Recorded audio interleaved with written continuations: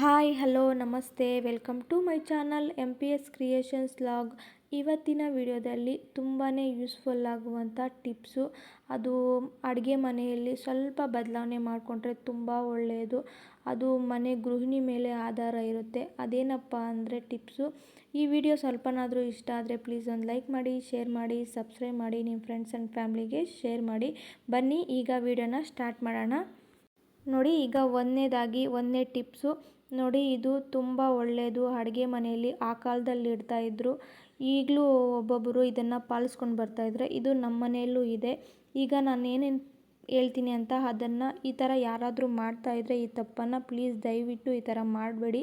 ಅದೇನಪ್ಪ ಅಂದರೆ ನೋಡಿ, ಈಗ ಇದು ಒರಳು. ಆಗಿನ ಕಾಲದಲ್ಲಿ ಮಹಾಲಕ್ಷ್ಮಿ ಥರ ಆರಾಧನೆ ಮಾಡ್ತಾಯಿದ್ರು. ಇವಾಗಲೂ ಒಬ್ಬೊಬ್ಬರು ದೊಡ್ಡವರು ಇದನ್ನು ಪಾಲಿಸ್ಕೊಂಡು ಬರ್ತಾಯಿದ್ದಾರೆ. ಅದೇನೆಂದರೆ ರುಬ್ಬೋ ಕಲ್ಲು.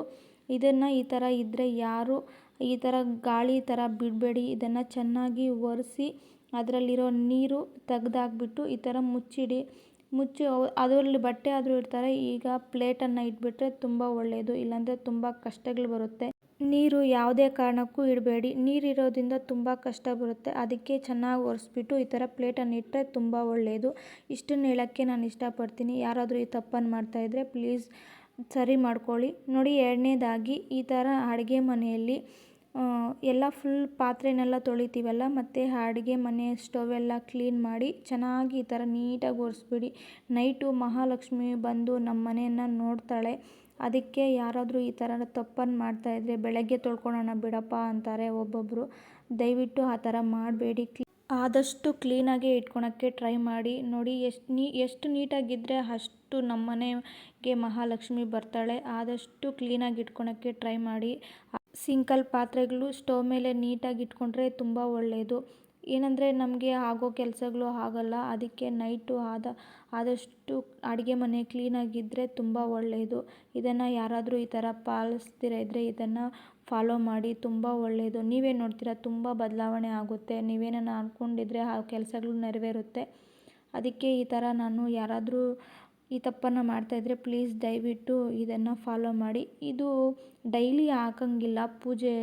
ಇವಾಗ ಅರಿಶಿನ ಕುಂಕುಮ ನಾವು ಡೈಲಿ ಇಡಬೇಕಾ, ಡ್ಯೂಟಿ ಇರುತ್ತೆ, ನಮ್ಗೆ ಕೆಲಸ ಇರುತ್ತೆ ಅಂತಾರೆ. ಇದು ಗುರುವಾರ ಮಾಡ್ಕೊಳ್ಳಿ. ಶುಕ್ರವಾರ ಪೂಜೆ ಮಾಡಿ ಕಂಪಲ್ಸರಿ ಹೆಣ್ಮಕ್ಳು ಮಾಡೇ ಮಾಡ್ತಿರಲ್ಲ.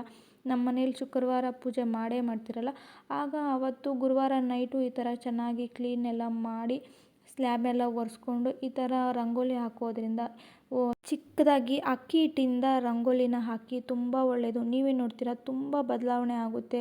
ಯಾರಾದರೂ ಪ್ಲೀಸ್ ಈ ಥರ ಮಾಡ್ದಿರ ಇದ್ದರೆ ಈ ಥರ ಮಾಡಿ, ತುಂಬ ಒಳ್ಳೆಯದು. ನೀವೇ ನೋಡ್ತೀರಾ ತುಂಬ ಬದಲಾವಣೆ ಆಗುತ್ತೆ. ನನಗೆ ಎಷ್ಟು ಗೊತ್ತೋ ಅಷ್ಟನ್ನು ಹೇಳ್ತಾ ಇದ್ದೀನಿ. ನೀವೇ ಆಶ್ಚರ್ಯ ಪಡ್ತೀರಾ.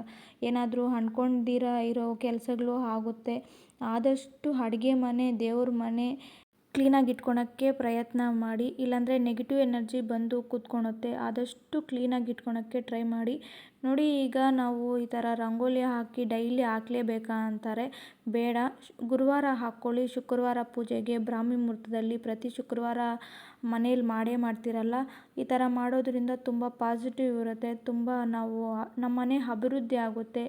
ಆದಷ್ಟು ಅಡುಗೆ ಮನೆ ನೀಟಾಗಿ ಇಟ್ಕೊಳಕ್ಕೆ ಟ್ರೈ ಮಾಡಿ, ತುಂಬ ಒಳ್ಳೆಯದಾಗುತ್ತೆ. ನೋಡಿ, ಈಗ ಅಡುಗೆ ಮನೆ ಈ ಥರ ಖಾಲಿ ಬಿಡಬೇಡಿ. ಆದಷ್ಟು ಒಂದು ಗ್ಲಾಸ್ ನೀರಾದರೂ ಈ ಥರ ಒಂದು ಗ್ಲಾಸಲ್ಲಿ ನೀರಿಟ್ಬಿಟ್ಟು ಒಂದು ಪ್ಲೇಟನ್ನು ಮುಚ್ಚಿಬಿಡಿ. ತುಂಬ ಒಳ್ಳೆಯದು. ಖಾಲಿ ಇಡೋಕ್ಕಂತೂ ಹೋಗಬೇಡಿ. ಈಗ ನೋಡಿ, ನೀರು ಇಟ್ಟರೇನೂ ಒಳ್ಳೆಯದು. ಈಗ ಸ್ವಲ್ಪ ನಾವು ಅಡುಗೆ ಮಾಡಿರ್ತೀವಲ್ಲ, ಸ್ವಲ್ಪ ಮಿಕ್ಕಿರೋದನ್ನ ಈ ಥರ ಒಂದು ಪಾತ್ರೆಯಲ್ಲಾಗಲಿ ಒಂದು ಪ್ಲೇಟನ್ನು ಮುಚ್ಚಿಡೋದ್ರಿಂದ ತುಂಬ ಒಳ್ಳೆಯದು. ಇಷ್ಟನ್ನು ಹೇಳೋಕ್ಕೆ ಇಷ್ಟಪಡ್ತೀನಿ. ಈಗ ಬನ್ನಿ ಮೂರನೇ ಟಿಪ್ಸು ಹೇಳ್ತೀನಿ. ನೋಡಿ, ಇದು ಉಪ್ಪಿನ ಜಾರು. ಆದಷ್ಟು ಉಪ್ಪನ್ನು ಪ್ಲಾಸ್ಟಿಕ್ ಡಬ್ಬದಲ್ಲಿ ಹಾಕಬೇಡಿ. ಈ ಥರ ಪಿಂಗಾಣಿದು ಬರುತ್ತಲ್ಲ ಅದರಲ್ಲಿ ಹಾಕಿಡಿ. ಉಪ್ಪು ಅಷ್ಟೇ ಮತ್ತು ಹುಣಸೆಹಣ್ಣು ಅಷ್ಟೇ. ಆದಷ್ಟು ಪಿಂಗಾಣಿ ಡಬ್ಬಿಯಲ್ಲಿ ಇಡೋದ್ರಿಂದ ತುಂಬ ಒಳ್ಳೆಯದು. ಯಾರಾದರೂ ಈ ತಪ್ಪನ್ನು ಮಾಡ್ತಾಯಿದ್ರೆ ಬೇಗ ಸರಿ ಮಾಡ್ಕೊಳ್ಳಿ. ನೋಡಿ, ಉಪ್ಪು ಆದಷ್ಟು ಕಲ್ಲುಪ್ಪನ್ನೇ ಉಪಯೋಗಿಸಿ. 2-3 ಪ್ಯಾಕೆಟು ಜಾಸ್ತಿನೇ ಇಟ್ಕೊಳ್ಳಿ. ಒಂದು ಪ್ಯಾಕೆಟ್ನ ತೊಗೊಂಬರೋದು, ಪದೇ ಅಂಗಡಿಗೆ ಹೋಗೋದು ಆ ಥರ ಮಾಡಬೇಡಿ. ಆದಷ್ಟು ಒಂದು 3-4 ಪ್ಯಾಕೆಟು ಇಲ್ಲಾಂದರೆ 2 ಪ್ಯಾಕೆಟ್ನ ಕಂಪಲ್ಸರಿ ಇಟ್ಕೊಳ್ಳಿ. ನೋಡಿ, ಈಗ ತೋರಿಸ್ತಾ ಇದ್ದೀನಲ್ಲ, ಎಣ್ಣೆ ಮತ್ತು ಉಪ್ಪು ಹತ್ರ ಇರಬಾರ್ದು, ದೂರ ಇಡಬೇಕು. ಹತ್ರ ಇದ್ದರೆ ತುಂಬ ಮನೆಯಲ್ಲಿ ಜಗಳ ತುಂಬ ಜಾಸ್ತಿ ಆಗುತ್ತೆ. ಆದಷ್ಟು ಸ್ವಲ್ಪ ಡಿಸ್ಟೆನ್ಸು ದೂರ ಇಡಿ, ಪಕ್ಕದಲ್ಲಿ ಇಡಬೇಡಿ. ಮತ್ತು ಹಣಕಾಸಿನ ಸಮಸ್ಯೆನೂ ಬರುತ್ತೆ. ಆದಷ್ಟು ಈ ಥರ ಇಡ್ತಾಯಿದ್ದರೆ ಪ್ಲೀಸ್ ಚೇಂಜ್ ಮಾಡಬೇಡಿ ಬೇಗ.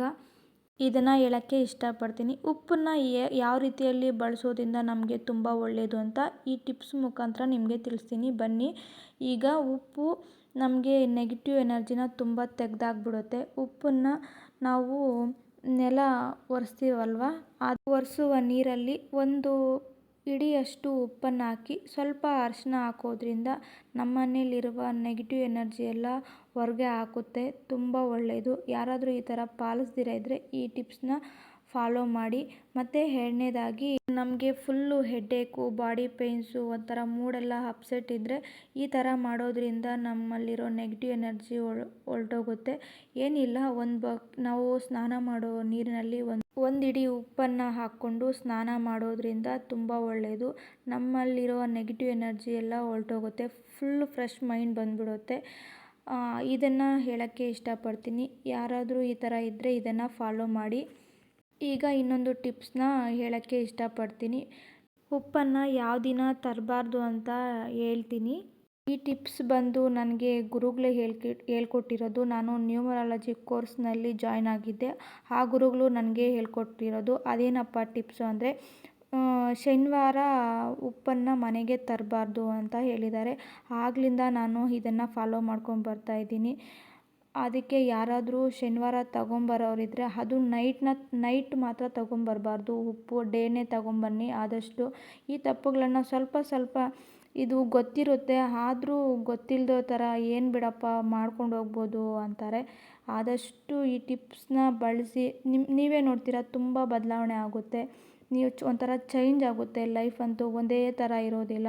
ಆದಷ್ಟು ಟ್ರೈ ಮಾಡಿ ನಾನು ಹೇಳಿರೋ ಟಿಪ್ಸು. ಈ ಟಿಪ್ಸು ನಿಮಗೆ ಯೂಸ್ಫುಲ್ ಅನಿಸಿದ್ರೆ, ಈ ವಿಡಿಯೋ ನಿಮಗೆ ಯೂಸ್ಫುಲ್ ಅನಿಸಿದ್ರೆ ಪ್ಲೀಸ್ ಒಂದು ಲೈಕ್ ಮಾಡಿ, ಶೇರ್ ಮಾಡಿ, ಸಬ್ಸ್ಕ್ರೈಬ್ ಮಾಡಿ, ನಿಮ್ಮ ಫ್ರೆಂಡ್ಸ್ ಆ್ಯಂಡ್ ಫ್ಯಾಮ್ಲಿಗೆ ಶೇರ್ ಮಾಡಿ. Thank you.